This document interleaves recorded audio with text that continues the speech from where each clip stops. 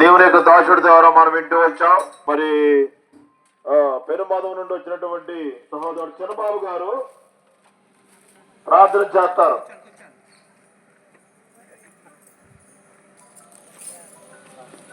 ప్రార్థనలో మనమంతా కూడా ఏకీపించాలి. కళ్ళు మూసుకుందాం, ఎవరు చూడటానికి వీలు లేదు. జరిగింది నాయన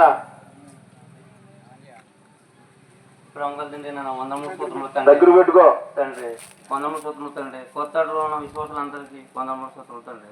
తండ్రి విశ్వాసులందరూ మాకు తోడై నడిపించినందుకు సహాయం తండ్రి. సహాయం తండ్రి.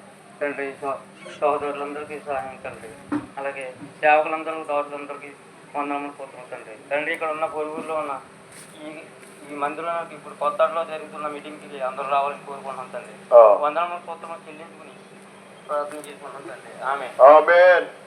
ప్రియమైనటువంటి కొత్తోట గ్రామంలో ఉన్నటువంటి మా ప్రియులారా, ఇంతవరకు దేవుని యొక్క దాసుడి ద్వారా దేవుని యొక్క బలమైనటువంటి వర్తమానము ప్రభు వారు మనకి ఇచ్చినాడు, మీకు ఇచ్చినాడు. అవన్నీ కూడా వ్యర్థం చేసుకోవద్దు. మరి మీరు ఇంకా యేసుక్రీస్తు ప్రభు గురించి మరి తెలుసుకోవాలని మీరు ఆశించినట్లయితే మన దగ్గరలోనే కొత్తోట గ్రామంలోనే బోర్డు స్కూల్ ఎదురుగా బేతేలు ప్రార్థన మందిరం అనేటువంటి ఒక స్థలం కలదు.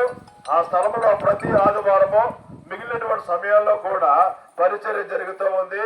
అక్కడికి రండి, వినండి, రక్షణ పొందండి. అంత మాత్రమే కాదు, ఈ రోజు సాయంకాలము 6 గంటలకు మీ కొరకు దేవుడు బేతేలు ప్రార్థన మందిరంలోనే ఒక ప్రత్యేకమైనటువంటి సువార్త కూటమి ప్రభు వారు ఏర్పాటు చేసినాడు. కాబట్టి మీరు రండి, వినండి, రక్షణ పొందండి.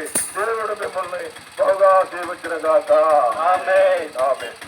27 ప్రేమతో యేసు పిలుస్తున్నాడు అనే పాట పెద్ద పాట పుస్తకంలో ఉంటుంది, 332. ఆ పాట మనం పాడుకుంటాం. ప్రేమతో యేసు పిలుస్తున్నాడు, ప్రేమతో నన్ను పొంది లక్షణము కావెను. ప్రేమతో యేసు పిలుస్తున్నాడు,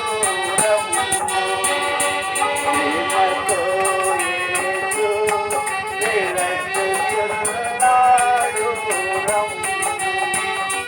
ఆగమెరుగని ప్రభుని కరకు ఆగములను చేయబడెను.